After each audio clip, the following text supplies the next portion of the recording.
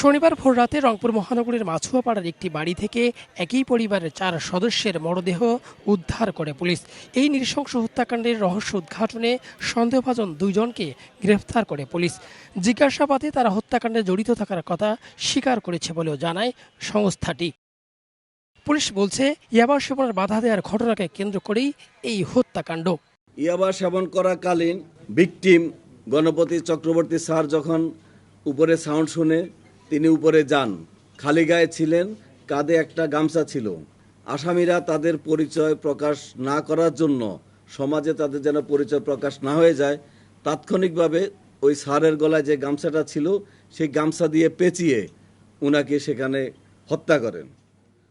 নৃশংস হত্যাকাণ্ডের বর্ণনা দিতে গিয়ে কান্নায় ভেঙে পড়েন পুলিশ কমিশনার। বলেন, পাশের নির্মাণাধীন ভবনের ছাদ টপকে ঘাতকরা বাড়ির ছাদে উঠে সেখানে ইয়াবা সেবনের বাধা দিলে প্রথমে গণপতি চক্রবর্তীকে গামছায় পেঁচিয়ে হত্যা করা হয়। তার চিৎকারে স্ত্রী প্রীতিলতা গিয়ে এলে তাকেও গলায় গামছা পেঁচিয়ে হত্যা করা হয়। চেঁচামেচি শুনে মেয়ে প্রার্থী ছাদে ওঠার চেষ্টা করলে তাকেও একইভাবে হত্যা করে ঘাতকরা।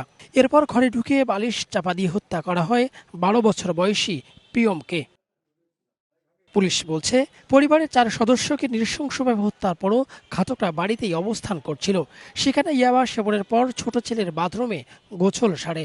ডাইনিং টেবিলে বসে খেজুর ও শসাও খায় তারা। পরে জুমার নামাজের সময় বাড়ি থেকে সটকে পড়ে। পরিস্থিতি বিশ্লেষণ করে শনিবার ভোররাতে সিদ্ধার্থ মুগ্ধ নামে 2 জনকে আটক করে আইনশৃঙ্খলা বাহিনী। পুলিশ বলছে, গ্রেফতার 2 জন নিহতদের নিকটাত্মীয়। তাদের কাছ থেকে স্বর্ণালংকারও উদ্ধার করা হয়।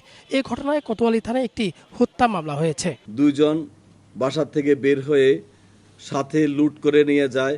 এর মধ্যে সিদ্ধার্থ, সে একটা স্বর্ণের দোকানের কারিগর। পিকে পাল জুয়েলার্সে 8 বছর যাবৎ স্বর্ণের কাজ করে। আমরা যখন কালকে আলামতটা পেলাম যে একটা চুরিকে স্বর্ণের চুরি কিনা পরীক্ষা করার জন্য আগুন দিয়ে টেস্ট করা হয়েছিল, অনুমান করেছিলাম স্বর্ণের কাজে অভিজ্ঞ হয়তো কেউ থাকতে পারে।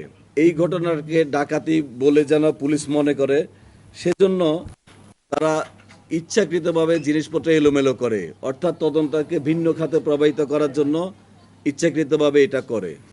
হত্যাকাণ্ডের পেছনে আরও কারা জড়িত কিনা তা খতিয়ে দেখার কথাও জানায় পুলিশ। রফিকুল ইসলাম, দেশ টিভি, রংপুর।